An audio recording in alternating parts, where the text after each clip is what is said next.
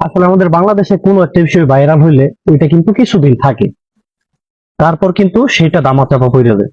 আসলে কাকা, এই যে পারভেজের যে অনাকাঙ্ক্ষিত মৃত্যু হইল, সারা বাংলাদেশে কিন্তু কিছুদিন খুব মানে ভাইরাল একটা ইস্যু ছিল। তার যে হত্যা হয়েছে, সেই হত্যার প্রতিবাদ হয়েছিল। এখন যারা আসামি ধরা পড়ছে, তাদের বিচার কার্যটা আসলে সঠিকভাবে চলতেছে কিনা, সেইটা আর কি দেশবাসী জানতে চায়।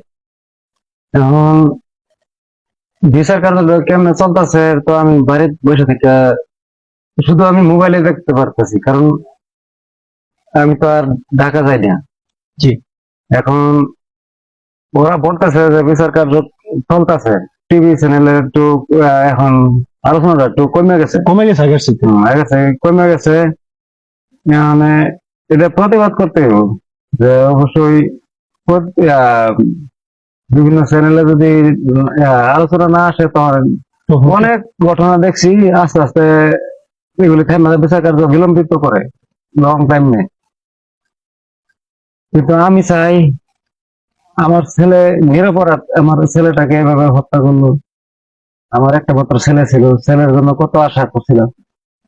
এখন এইটার বিচারটা অতি দ্রুত সময়ের মধ্যে করার জন্য আমি দাবি জানাচ্ছি।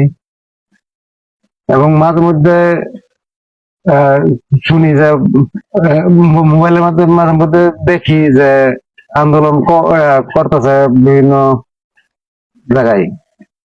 এটা এখন কোন পর্যায়ে আছে আমি এখন সঠিক বলতে পারতেছি না।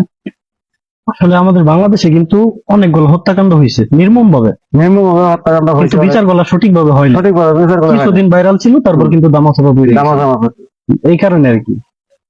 এখন বিষয় হচ্ছে, পারভেজের যে বাবা জসিমউদ্দিন কাকা, কাকার চাওয়া একটাই, আমি কোনো কিছু চাই না, আমি চাই আমি আমার ছেলে হত্যাকারীর বিচার। বিচার।